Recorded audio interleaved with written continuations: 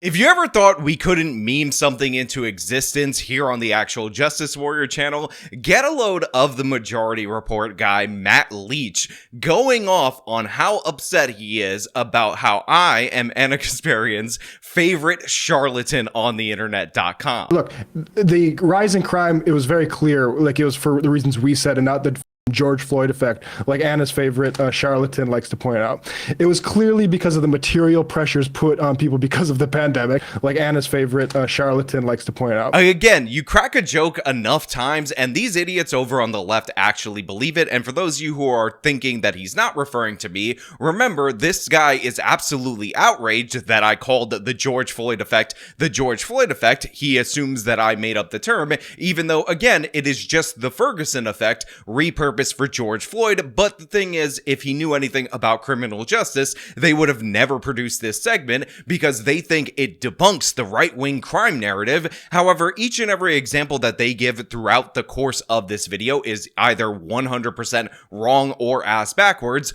or an example of what I said repeatedly is the solution to criminality, and that's what we're going to talk about today. But before we do, I want to thank everybody who supports this channel via actualjusticewarrior.com/join. Give me the money.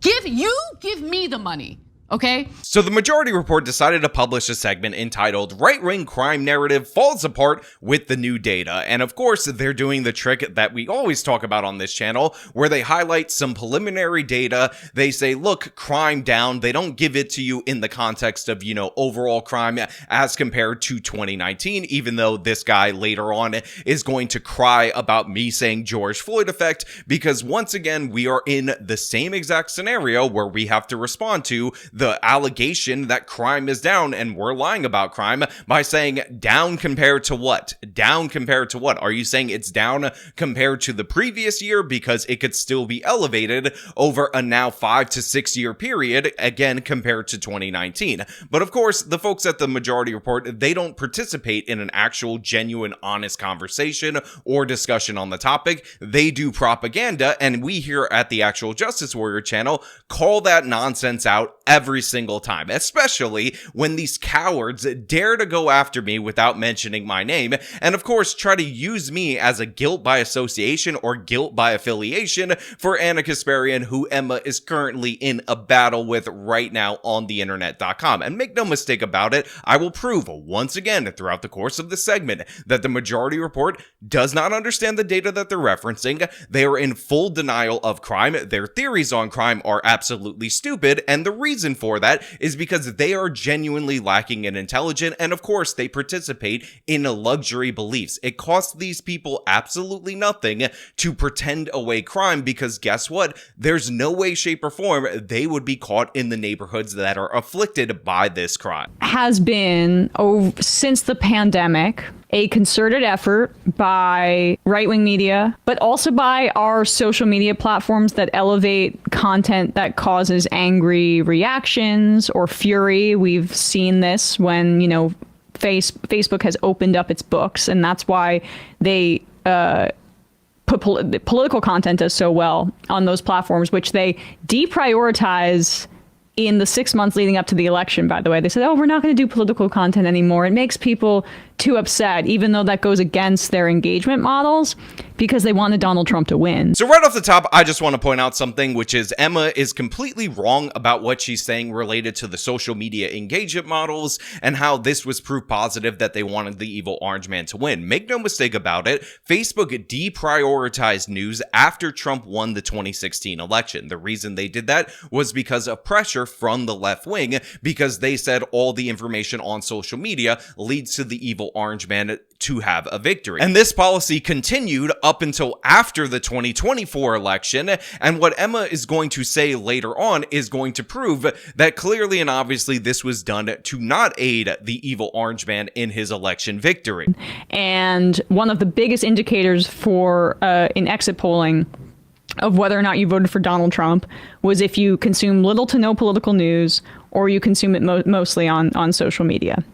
and they got their wish. And now they've throttled political content back up because they got their guy, but we want the engagement back. No, it takes a very special lack of awareness and lack of intelligence to have your end point of your sentence completely contradict the idea put forward in the beginning of your sentence. So according to Emma, in the end, the biggest indicator that somebody would have voted for Trump is if they don't engage with political news or political media, or get all of their political news or most of their political news through social media. However, she said that they deranked news content on these social media platforms in the lead up to the election in order to help the evil orange man win the election. But if people who see more of Trump on social media are more likely to vote for him, how could deprioritizing news, deprioritizing Trump content prior to the election help them win the election? That doesn't make any sense. That is a contradiction among many stupid contradictions that you're going to see throughout the course of the video. But I just want you to know that the groundwork, the foundation of this particular video is wrong, stupid, not even close. Thanks for playing it. Please go home. Get off of my screen because you don't know anything. So much of it is like at the beginning of your feed, race war fight. Like, look at how scary the subway is. Watch this. Here's a grandma getting beat up by non-white teenagers. Right. Yeah, it's like verified fight accounts, and all of the replies are either like other viral clips. So look, because I am the fairest online content creator on the internet.com, I will point out that a lot of people do post rage bait videos on social media. Sometimes they recycle old videos of black people attacking white people, when in reality, in actuality, what we see time and time again through the data is that black people are overwhelmingly attacking other black people. In addition to that, I will also point out that this is obviously true. People like Emma Vigeland tend to highlight stories, and by the way, because white on black crimes are so rare, of white people getting into arguments with black people and pretending that those are national issues. Again, we have a very famous clip of her defaming a 36-year-old pregnant physician's assistant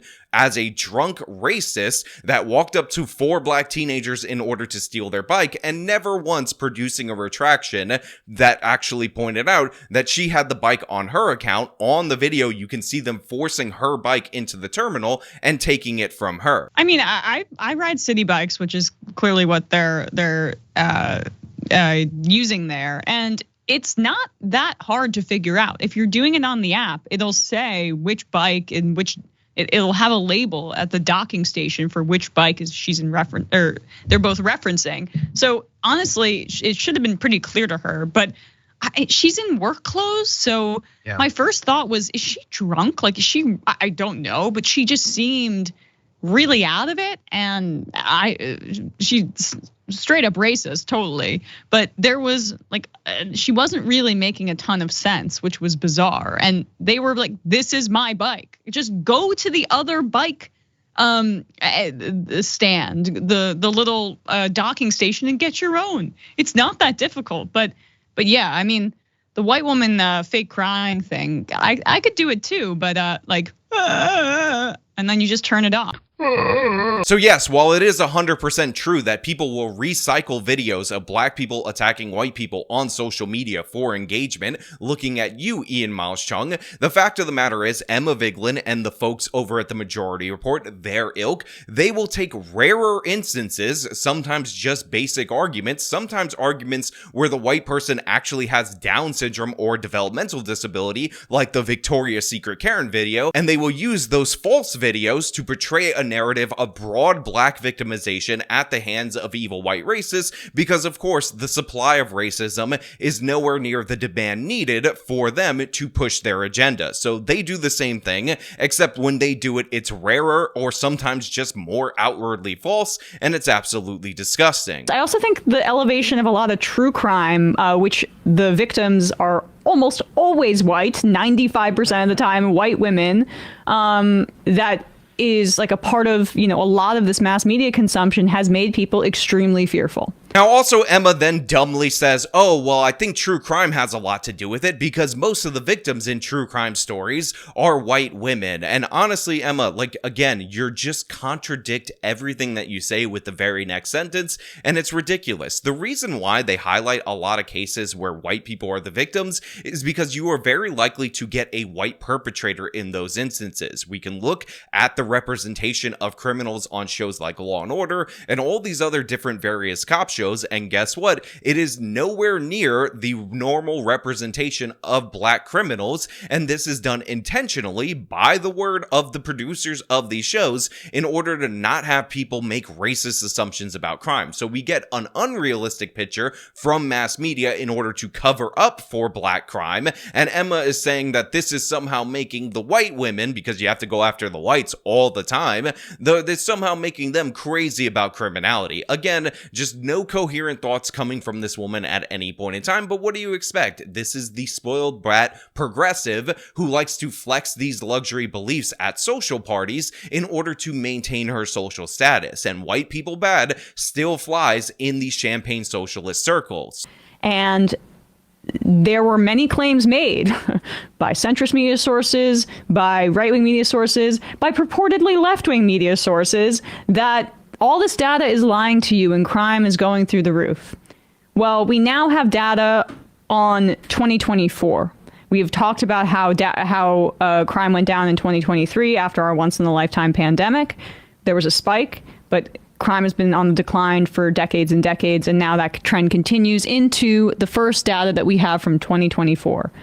Homicides dropped 16% according to the preliminary data that we're seeing in 2024. Stats compiled by the Major Cities Chiefs Association suggest that the COVID-era crime wave was all but evaporated during President Biden's final year in office. Even as Donald Trump claims that crime was rising, became a key part of his winning election strategy. Violent crime, especially homicides, rose during Biden's first 2 years as president before dropping dramatically in the next 2 years, the MCCA data show. An Axios analysis of the preliminary crime data for 2024 from 69 self-reporting large police departments found that violent crimes decreased overall by 6%, robberies 9%, rape 6%, aggravated assault 5%, all declined, an Axios analysis found.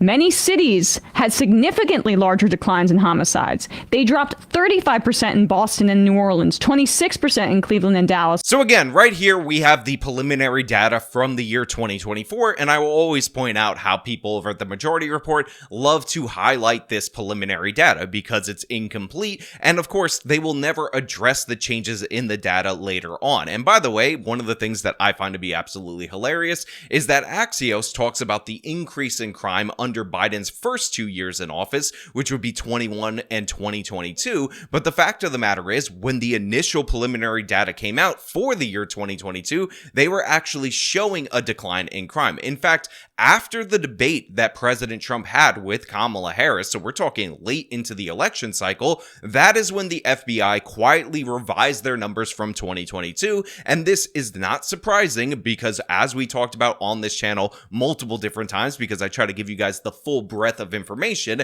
the FBI transitioned from the old reporting system in the Uniform Crime Report, which was based on the SRS, the Summary Reporting System, to the new system, which was based on the National Incident-Based Reporting System. And when you make a transition in your data models, anomalies are to be expected, but the Majority Report never informs you of this. The Majority Report never highlights this article from the Council on Criminal Justice, which, by the way, is an organization that pushes for criminal justice reform, that shows that when they made this transition from the SRS to the National Incident-Based Reporting System, we saw a greater divergence in these two reports, the Uniform Crime Report and the National Crime Victimization Survey, than we had seen in decades, which would indicate that there was something off in the new methodology of the Uniform Crime Report, which would obviously indicate we were very likely to see revisions, which we ended up seeing again late last year, 2 years removed from the year 2022. But let's be clear, Emma and the folks at the Majority Report denied the crime increase in 2020, denied the crime increase in 2021, denied the crime increase in 2022. They did so so for 2023, and now they're using preliminary data in order to do so for 2024. And by the way, the unrevised 2023 FBI Uniform Crime Report data did show a drop in crime for the year 2023, but I will wait until that gets revised later on because, again, we have a new reporting system and we are expecting some revisions to come out later, just like what happened in the 2022 system. In addition to that, we also look to the National Crime Victimization Surveys, and the victimization surveys are showing still an uptick in certain crimes, obviously not in homicides because people who are the victims of homicides are really bad at filling out surveys, but this is your little recap of the data and why they consistently get this wrong. And of course, they don't tell you down compared to what. What are we comparing the crime to? 34% in Philadelphia, 32% in Washington, D.C. Philadelphia, I thought that was being run by the pro-crime Larry Krasner. Yeah. Interesting. So look, I can highlight any of these cities of my choosing, but because Emma Vigeland decided that she was going to go out and say, oh, what about Philadelphia? I thought that was being run by pro-crime Larry Krasner, as if to dismiss the idea that crime went up significantly under Larry Krasner's watch, and as if to pretend away the actual reason why crime, and specifically homicides, fell in the city of Philadelphia. But first, let's get a little bit of an overview. That prior to Krasner in 2016, Philadelphia suffered 277 homicides. After his first year, it was up to 315, then 353, then 356, then 499 in 2020, then 562 in 2021, 516 in 2022, 410 in again 2023. So let's be clear, for every single year that Larry Krasner was in office, from 2017 all the way to 2023, we saw great jumps in homicide from the years prior to Krasner being in office, although after it hit its peak in 2022, we did see a reduction, but again, that reduction was after a dramatic increase. Now we go to 2024, where we actually see a genuine reduction. And by the way, these numbers are as low as we saw in 2014, which is a full 3 years before Larry Krasner took office, so let us give credit where credit is due. So as you can see right here, for the year 2024, Philadelphia got all the way back down to 269 homicides. Again, this is on par with 2 years before Larry Krasner was in office, when they had 249 homicides that very year. Excellent work. But I think an interesting question would be, credit for what? Did they increase progressive welfare to the criminals in the state of Pennsylvania, in the city of Philadelphia, and therefore that reduced homicides by such a dramatic point from 2023's elevated levels to 2024's low levels, even in comparison to the last decade in the city of Philadelphia?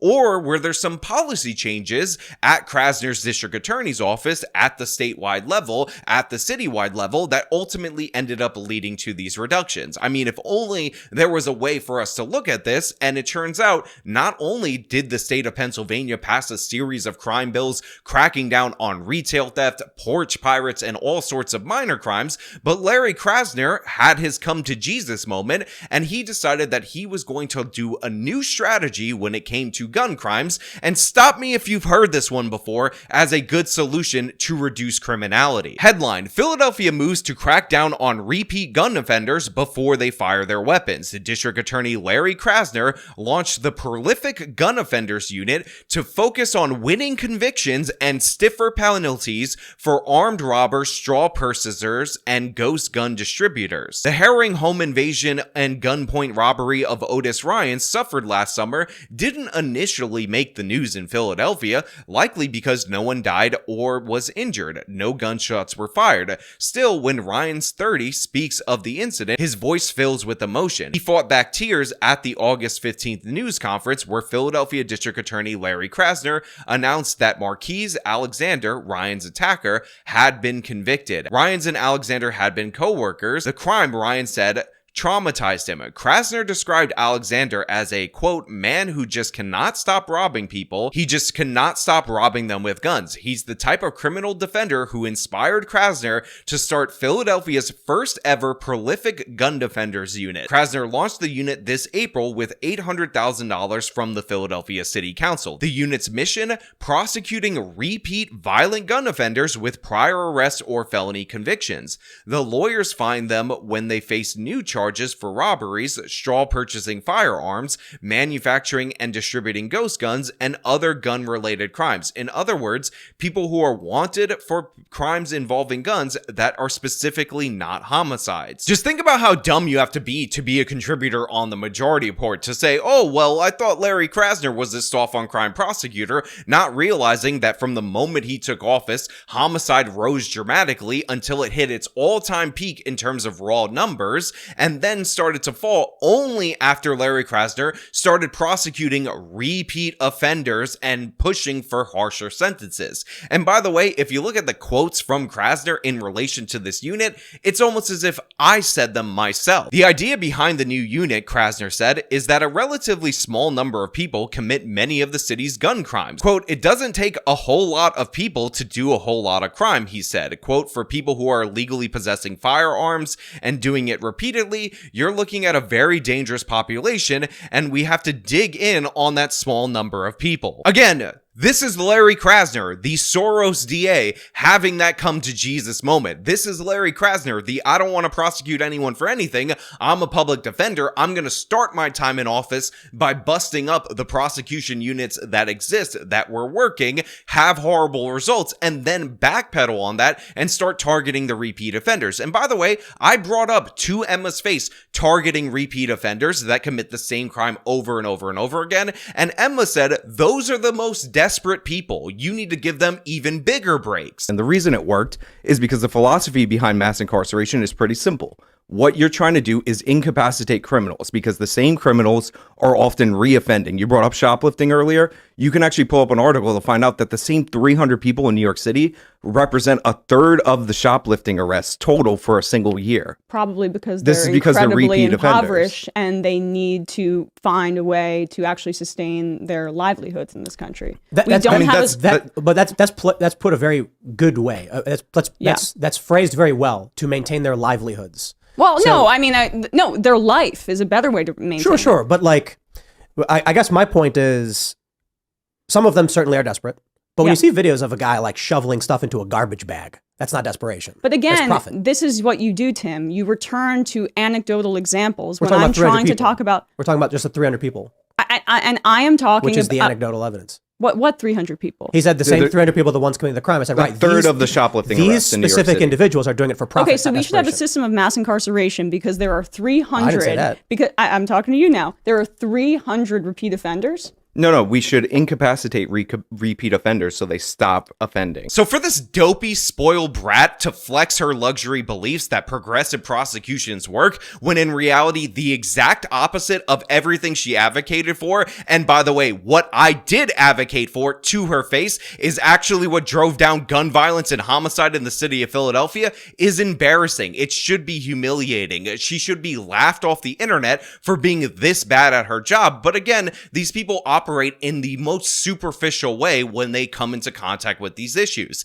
Emma Vigeland and all the folks over at the Majority Report actually genuinely believe that criminals are innocent Beba Angel Aladdins who didn't do nothing wrong, who just need more slaps on the wrist. And guess what? The result of that was surging homicides for 6 years in the city of Philadelphia. The result of just 1 year of trying my approach, 1 year of prosecuting just the serial repeat offenders, just the people who offend time and time again, was that they prevented over half the murders of the peak that Larry Krasner presided over. It's absolutely crazy how if you say, hey, wait a minute, if somebody is repeating crimes over and over again with firearms, then maybe, just maybe, at one point in time, they're likely to pull the trigger on that firearm, and that might lead to somebody dying. Obviously, my position is crazy and illogical according to Emma Vigeland, but to anybody who has any semblance of rational reason or, sentience, it's obviously that's the case. That's the solution. That's what solved it. But why look into it if you're the Majority Report and you just want to say progressive prosecutor good, even when they do the exact opposite of what you advocated for 4 years. 34% in Philadelphia, 32% in Washington, D.C. Now, look, I know I spent a lot of time talking about the city of Philadelphia and giving Larry Krasner credit for finally figuring out that prosecuting repeat offenders works, but I also want to highlight D.C. because this is the exact thing that I've called Emma Vigeland out to her face time and time again. And crime is down in New York City in 2023, and by every metric. Down compared to what? Down compared to 2021 and But don't 2022. don't change the subject, no, right? No, You I'm not. accused us of publishing videos we don't publish. If it's down in compared to 2021, and there was a giant year-over-year increase from 2020 to 2021, then you're talking about something that's It wasn't down. giant. It was a small bump from the A pandemic. 47% increase in homicide in the city of New York is not a small bump. It was homicides have been on a precipitous decline since the 70s, since the 80s, since the 90s. There was a bump because of desperation in the pandemic, and now it's back down in 2023. So, that's irrefutable. That's the NYPD's own data. That's on all major crimes: murders, rapes, grand larcenies, robberies. This is an argument I'm often confronted with, and it's actually pretty terrible. So crime is down from the peak, for sure, right? In some years in New York City, we had 2,100 murders. I think that's the largest ever in the history of the city of New York. However, my standard isn't, it's not as bad as the worst time in the history of the city of New York. When I see murders jump year over year from about 319 to 469. What do you mean year over year? The 2 years that I just year listed? over year, as in from 2020 to 2021. That would be a year over year increase. That is a dramatic increase, and it's the largest since, I believe, 2010. The greatest year over year increase of all time in the city of New York, by the way. But it's all the way back to 2010 numbers. It's down again. It's down compared to the increase, but it's not down compared to 2019. Which is, of course, being incredibly misleading in terms of the crime stats when she says down 32%, because again, the question should always be down compared to what? Down compared to what? Again, remember that question, because if you look at the DC crime data, what you will find out is that yes, homicide is down 32%. That is absolutely wonderful. In 2023, we had 274 murders in our nation's capital, and that reduced to 187. Now, this is absolutely great news, but it needs to be understood by everybody out there in the audience that 274 number from the year before was extremely elevated. It was a dramatic jump because in the District of Columbia, they passed a lot of their woke criminal justice reforms going into 2023, and that's why crime was so elevated in that year. More so even than, by the way, post George Floyd, even though it is still up compared to the pre-George Floyd era. Again, roll back the data a little bit and understand the context in which we're functioning. So as you can see, we have the 187 homicides in 2024. In 2023, we had 274, which was a dramatic jump from 2022's 203. And again, that was a slight drop from 2021, which had 226. 2020, the year of George Floyd, 198. 2019, we had 166. Now again, remember the premise of what Emma Vigeland and these dopes at the Majority Report are trying to tell you. They're trying to say that the George Floyd effect, not a thing. It was just the pandemic effect. And guess what? As economic conditions have improved, the pandemic crime wave has evaporated. But as you can see right there, homicide in the District of Columbia is still up compared to the pre-George Floyd, pre-pandemic levels. And again, if it was the pandemic that was causing the crime spike in the District of Columbia, they have to explain to me why the pandemic crime spike disproportionately increased it to the highest year in 2023 rather than in 2020 or 2021 like we saw in other parts of the country. It's almost as if these people have no idea what they're talking about, and while I'm willing to show you any data set, go over it, explain it to you in detail, these people are not. They'll just pull up an article with preliminary data, say it confirms my narrative, and then try to shuffle along like it's no big deal. Well, it is a big deal. You're lying to people, you're lying to your own audience, and it's embarrassing, and I trip you up on the same exact stuff in every one of my responses. These people just look for data points, little factoids, in order to pretend that they're right without ever diving that deep into it. And by the way, we talked about the Freddie Gray effect in the city of Baltimore, just so you can understand the impact that these reforms can have on the police department and Marilyn Mosby's department as compared to Ivan Bates, who succeeded her, and just like Larry Krasner, decided that he was going to crack down on repeat offenders, specifically repeat offenders that engage in crimes with firearms. And what did we see? Elevated homicides every year Marilyn Mosby was in office, and as soon as Ivan Bates came in with a harsh on crime approach, we see a drop in homicides back to still very bad levels because it's the city of Baltimore, but lower and more in line with what you could expect from that particular city. Just look at the data for yourself. Woke prosecutor comes in 2015, Marilyn Mosby runs on getting as many people out of prison as possible, cheers on the Black Lives Matter riots that are tearing up her city. She stays in office until the end of 2022, but as soon as the clock hits 2023, all of a sudden, this very stable, pandemic-resistant rise in homicides that we saw throughout her whole tenure turns around, goes in the complete other direction. When he decides to actually go after the criminal rather than pretend they're Aladdin,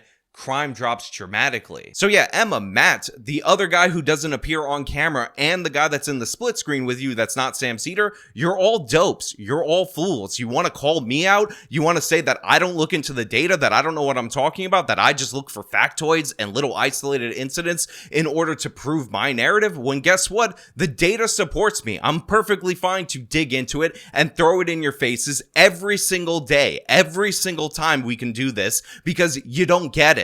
The data does not include New York City. But the data that they have released says that crime has been declining. So perhaps that will cut into this percentage. So Emma says that this data set does not include New York City, but their data is showing that it's declining. Now, of course, she's highlighting homicides for all the cities that she highlighted right there. So I'm just going to pull up the homicide data. Anybody can do this. It's actually available even on Wikipedia of all places, although the NYPD keeps very detailed statistics, and I recommend going there because they update them probably more frequently. But we'll just go from 2019 all the way to 2024 so you could see that the same thing that I've been pointing out time and time again holds true, which is down compared to what? The question they will never answer is down compared to what? So in 2019, we had 319 murders. Then we saw the 47% year-over-year increase, which brought us to 468 murders. And then in 2021, we saw another increase to 488 murders. Then in 2022, we saw a decline to 438, 2023, 391. And in 2024, New York had 377 homicides, still up, still elevated from before 2019. Now again, if these dopes were actually trying to refute, dispute, or go against my points about criminal justice reforms being instituted in 2020 that had an impact on New York City, you would think when they say crime is down, they would mean crime down compared to 2019. But of course, they can't mean that because crime is still elevated compared to 2019, which is something that they refuse to address. And by the way, we see the same tricks in terms of subway crime in the city of New York, but a little bit of a different blend where it turns out that property crimes are down in the subway, but rape, homicide, assault, and a bunch of other serious crimes that are not property crimes, not the crimes of poverty that we're told about by these people, are actually up. So you end up with a 12% decline, even though it's elevated in most of the major categories. Again, when we're talking about major city police departments, they tend to keep pretty good stats. You can pull this stuff up on your own, see it for yourself, verify what I'm saying is true, or you could be like the Majority Report and just report a nebulous downtrend of a percentage year over year and pretend like we're still not elevated since the George Floyd incident. We're still not elevated in New York since statewide bail reform. But I also want to point out data from 2023 because this would be consistent with that. This is the FBI's more complete data that we have on 2023, the previous year. Violent crime in the U.S. dropped in 2023, according to FBI statistics that showed a continued trend downward after a coronavirus pandemic-era crime spike. Overall, violent crime declined an estimated 3% in 2023 from the year before. Now, Emma then jumps to the 2023 data because she says that's more complete data, but I will point out that the 2022 data showed a crime drop of about 2%. It was revised upwards 6%, so we saw an increase of 4% for 2022, and this should not be surprising to happen again again in terms of the 2023 data, because the same methodology and the same issues that existed when they did the switchover that I explained earlier in this video are also applicable to the 2023 data. But as of right now, totally fine to accept that nationwide crime dropped slightly in the year 2023. I will just point out that we just saw a revision and the National Crime Victimization Survey shows contradicting information. But again, to be fair, Emma and the whole Majority Report crew are willfully ignorant of all those facts, so I don't blame them too much for highlighting the 2023 data. This has been a complete, utter lie from the beginning that has been used to justify things like this. I know I'm going on for a while, but the White House put out this damn disgusting ASMR thing, mainstreaming the shackling of tens of thousands of people who are immigrants. So then we get into the emotionalism of this, which is, oh my God, their misconstruing of the data is used to justify things like this. And we get a cut to the Trump administration showing illegal migrants being deported from the country, which of course leads Emma to say they committed no crime except for crossing the border illegally. That crime they committed. And we now know from the data that it's a majority non-criminals, but they're counting anybody that crossed the border without documentation. But even Dreamers, which is a legal program, as criminals. This is what the official White House account under Donald Trump posted yesterday. And again, I will point out that the Trump administration right now is targeting people that have deportation orders or have been convicted of serious violent crimes. That's who's being targeted right now.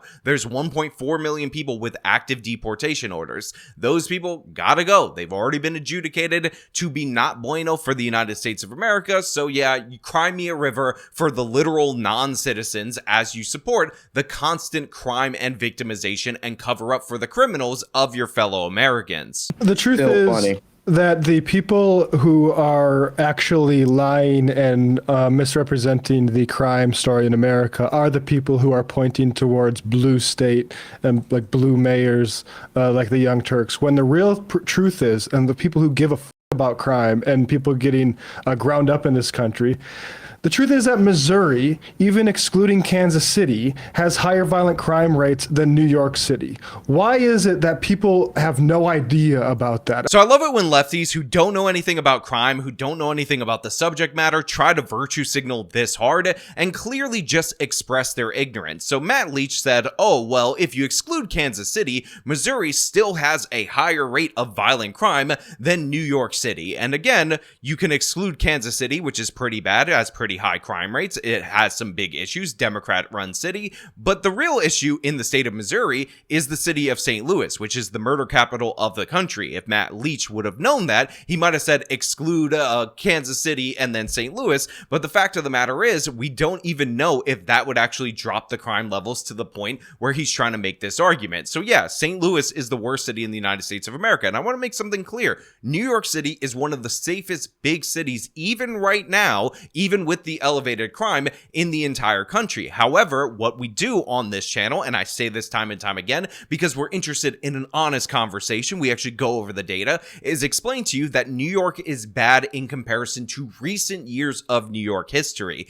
Crime has gotten worse for sure, but obviously it's nowhere near as bad as Chicago, which is nowhere near as bad as Baltimore, which isn't as bad as the city of St. Louis, although Baltimore, Detroit, and of course the city of St. Louis would trade that top spot for #1 in homicides. For the last decade, it's not unusual to see any one of them at the top of that list. So yeah, we understand contextually that New York isn't as bad as St. Louis, another blue city that had an elected Democratic prosecutor that, by the way, even though it's still #1 in homicide, saw a drop in homicide the year that the governor removed that prosecutor, Kim Gardner. But Matty over here is interested in virtue signaling rather than, actually being accurate about the places that he talks about. So who can expect him to know all of this just because he's pretending like he does on a show? Look, the rise in crime, it was very clear, like it was for the reasons we said and not the George Floyd effect, like Anna's favorite charlatan likes to point out. It was clearly because of the material pressures put on people because of the pandemic. No, not even close, Matt. Not even close. It's not because of the material pressures of the pandemic. Again,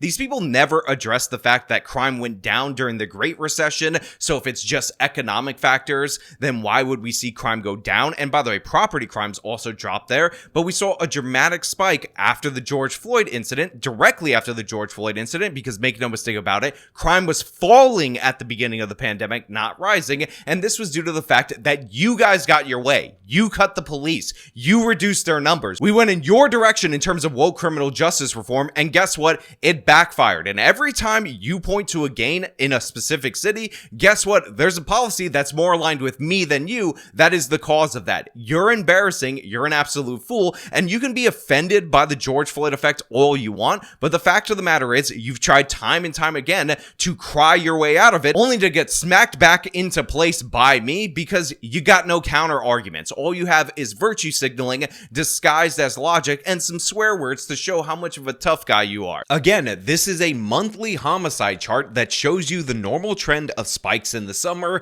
and drops in the winter every year up until you get not to the pandemic, which is marked off with the transparent red cover, but up until you get to this red line. This red line shows the break with what was previously normal. And guess what? This red line corresponds to the last week of the month of May in 2020 when George Floyd died. That's why it's called the George Floyd effect, because it's not due to the pandemic, it's due to the unrest, anti-police sentiment, and all of the consequences of the Black Lives Matter movement becoming re-emergent in the year of 2020. Matt, Emma, I need you guys to understand this. You hold the beliefs of the progressive elites. That's who you are. Just deal with it. Us in the real world that actually have to engage in these neighborhoods with the consequences of the policies that you advocate for, do not support them. These are your luxury beliefs. That is just a fact. That is just reality. So stop crying about it and stop crying about Anna Kasparian actually being correct and not falling in line with your stupid propaganda. Now look guys, that's all I really have for you guys today. Thank you so much for watching. As per usual, if you like this video, show them by leaving a like, subscribe for more content, follow me on my social media, support me via the support links in the description of this video. This has been me talking about the Majority Report, not understanding anything in terms of criminality, and who's surprised by that? No one. Till next time.